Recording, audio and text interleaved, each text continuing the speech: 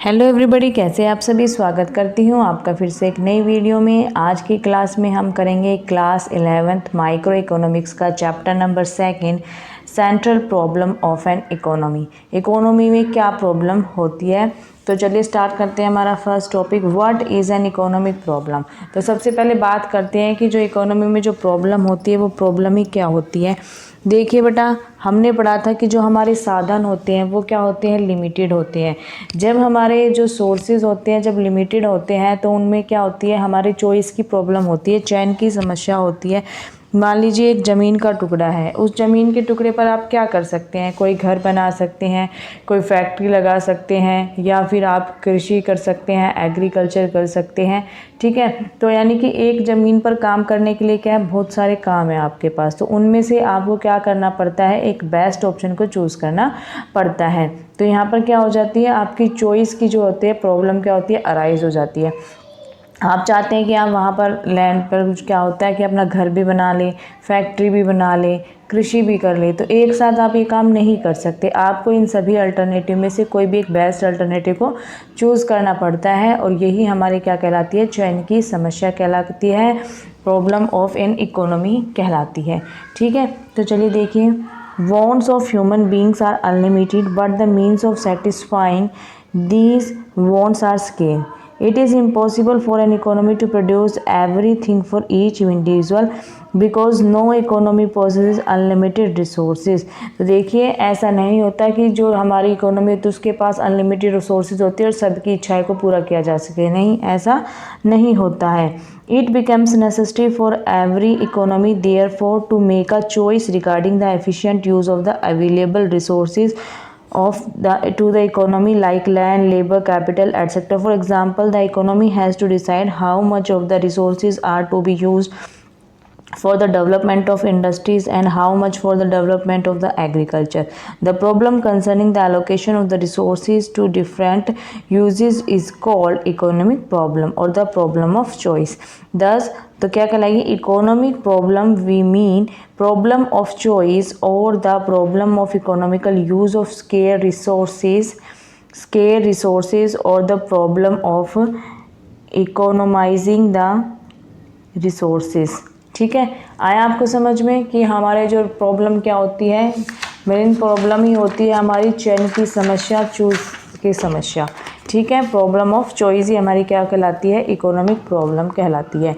अब बात करते हैं, economic problem is essential the problem of choice. जो इकोनॉमिक प्रॉब्लम होती है वो क्या होती है, प्रॉब्लम ऑफ चॉइस होती है। तो एक नोट पढ़ते हैं, देखिए, confronted with the scarcity of resources in relation to our wants and give the fact that resources have alternative uses, we have to make choice regarding the allocation of resources to alternative uses with a view to maximizing economic gain at the individual level and maximizing social welfare at the level of economy as a whole. Thus economic problem is essentially the problem of choice. ठीक है, हम बात करते हैं causes क्या क्या होती है, किस वजह से हमारी जो होती है इकोनॉमिक प्रॉब्लम अराइज होती है। तो अनलिमिटेड वांट्स होती है, ह्यूमन की अनलिमिटेड वांट्स होती है, लिमिटेड और स्केर हमारे साधन होते हैं, और उन साधन के क्या होते हैं, अनलिमिटेड यूज़ होती है। तो ये सारी चीज़ें हमारी क्या कहलाती है, प्रॉब्लम अराइज करती है, चॉइस की प्रॉब्लम हमारी उत्पन्न होती है। तो देखिए, स्टार्ट करते हैं फर्स्ट अनलिमिटेड वांट्स से। अनलिमिटेड वांट्स क्या होती है, human wants are unlimited, no man can satisfy all his wants fully. Wants of all members of the society cannot be fully satisfied at a given time. As a matter of fact, wants of the man have been increasing day by day. A few years back, there are hardly any demand for laptops. But today, almost every household is keen to get one. With the passage of time, there is every likelihood of an enormous increase in demand for computers, mobile phones, costly cars, etc. We can therefore safely say that in every society at any given time there are innumerable satisfied wants. ठीक है, देखिए आप सभी जानते हैं कि जो ह्यूमनिंग words होती है वो क्या होती है, अनलिमिटेड होती है। हम क्या सोचते हैं कि हमारे पास पैसे आ जाए तो हम घर बना लेंगे। घर बनाने के बाद आपकी क्या सोच हो जाती है कि मैं तो भाई एक अच्छा बड़ा सा बंगला खरीद लूँ, बड़ी गाड़ी खरीद लूँ। तो ऐसे क्या होती जाती है कि जो वांट्स होती है वो क्या हो जाती है, अनलिमिटेड हो चली जाती है। जब भी आप किसी एक वांट को सेटिस्फाई करते हो तो नई वांट्स आपकी क्या हो जाती है, उत्पन्न हो जाती है। तो ऐसे ह्यूमन की जो वांट्स होती है अनलिमिटेड होती चली जाती है, वो कभी भी ख़त्म होने का नाम नहीं लेती है। लिमिटेड और स्केयर मीन्स जो हमारे साधन होते हैं उनको पूरा करने के लिए जिन साधनों का यूज़ करते हैं हम, ह्यूमन वांट्स को सेटिस्फाई करने के लिए जिन सोर्स का यूज़ करते हैं वो हमारे क्या होते हैं, वो बेटा हमारे लिमिटेड होते हैं। ठीक है, तो ये भी हमारी प्रॉब्लम हो जाती है। देखिए most of the goods and services satisfying human wants are limited और scarce. These goods are called scarce because their demand is greater than their supply no matter what the price is. इसमें क्या हो जाता है, देखिए जो हमारी जो डिमांड होती है ना वो ज़्यादा होती है सप्लाई से, हमारी सप्लाई कम होती है, डिमांड ज़्यादा होती है।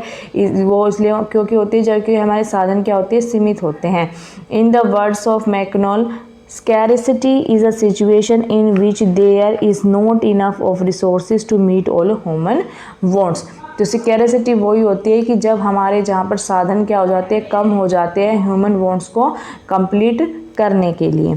फिर आता है हमारा अल्टरनेटिव यूजेस। अल्टरनेटिव यूजेस होते हैं हमारे साधनों के। Another case of economic problem is that the limited sources have alternative uses. For instance, milk is a scarce commodity. It can be used for preparing cheese, ice cream, rasgullas, etc. Since resources are limited, all wants cannot be satisfied. It leads to the problem of choice. Which wants should be satisfied and which should not be. Accordingly, the society has to decide which wants are to be satisfied first and which later. This is a problem of choice।